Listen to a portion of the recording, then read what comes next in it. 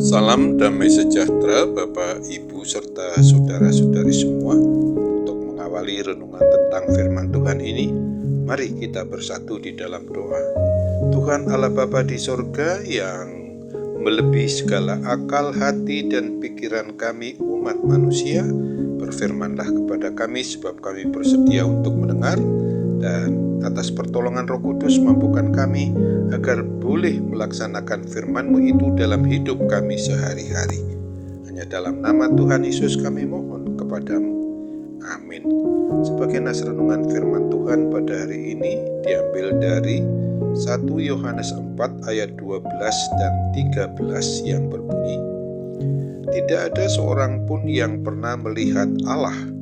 Jika kita saling mengasihi, Allah tetap di dalam kita dan kasih-Nya sempurna di dalam kita. Demikianlah kita ketahui bahwa kita tetap berada di dalam Allah dan Dia di dalam kita. Ia telah mengaruniakan kita mendapat bagian dalam Roh-Nya." Sebagai tema yang diangkat dari nas renungan kita adalah kita tetap di dalam Allah dan Dia di dalam kita. Nas renungan tentang firman Tuhan ini mempunyai makna yang sangat dalam bagi semua orang yang mau beriman percaya kepada Kristus. Sesungguhnya harus mengimani, mempercayai bahwa Yesus Kristus adalah anak Allah dan menjadi satu-satunya Tuhan dan Juru Selamat kita, umat manusia. Maka Tuhan akan berkenan tinggal di dalam hidup kita, dan Tuhan izinkan kepada kita tinggal di dalam Tuhan Allah Bapa kita itu. Apabila Tuhan tinggal di dalam kita, maka berarti Tuhan menjadi raja kehidupan kita, yang akan mengarahkan dan membimbing kita, menolong hidup kita ini di jalan kebenaran, keadilan, dan hidup bersamanya. Untuk itu, kita wajib mengikuti perintah dan petunjuk kebenaran firman-Nya. Karena sesungguhnya Tuhan menghendaki kita dapat hidup benar sesuai dengan apa yang dikehendaki-Nya, supaya mampu menuju kelak ke rumah Tuhan di dalam kehidupan kekal di surga. Dan kalau kita tinggal di dalam Tuhan, artinya bahwa kita ini bagaikan orang yang menumpang.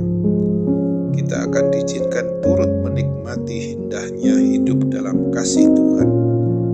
Kita akan dipelihara Tuhan dengan penuh kasih Tuhan yang begitu besar bagi kita. Sebagai tanda kita telah diizinkan menikmati berkat dan kasih Tuhan, maka kita akan mau mengikuti semua tata tertib, peraturan, maupun perintah-perintahnya yang Tuhan tentukan dalam hidup kita umat manusia. Tidak akan mengikuti kemauan hati kita sendiri. Kebenaran firman Tuhan yang kita renungkan saat ini mau menyatakan bahwa orang yang mau taat, mau setia, itu berarti mau tinggal di dalam Tuhan dan Tuhan di dalam hati kita.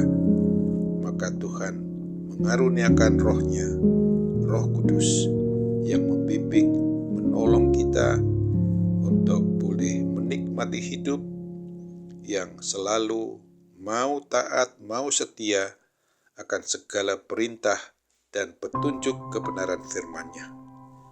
Selain itu, karena Tuhan Allah adalah kasih, maka hidup kita akan dipenuhi dengan kasih Allah, dan kasih tersebut pasti terpancar, dapat dilihat oleh orang lain melalui kehidupan kita sehari-hari, yang mampu membuat kita juga dapat mengasihi saudara-saudara kita, sesama umat manusia, mulai dari lingkungan yang paling kecil di tengah keluarga sampai kepada persekutuan yang lebih banyak, lebih besar lagi, dan dapat mendatangkan damai sejahtera bagi semua orang yang dapat kita temui, dapat kita jumpai, di dimanapun kita ini berada dan melaksanakan aktivitas di mana saja.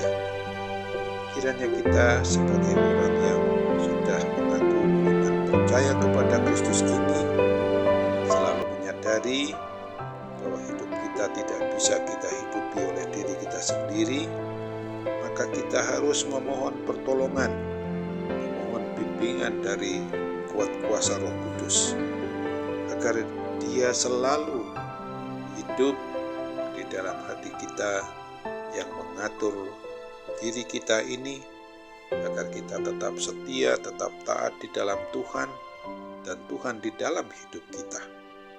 Sampai saatnya kelak Tuhan memanggil kita, membawa kita pulang ke rumah Bapa yang sungguh-sungguh mendapatkan jaminan hidup yang kekal di surga.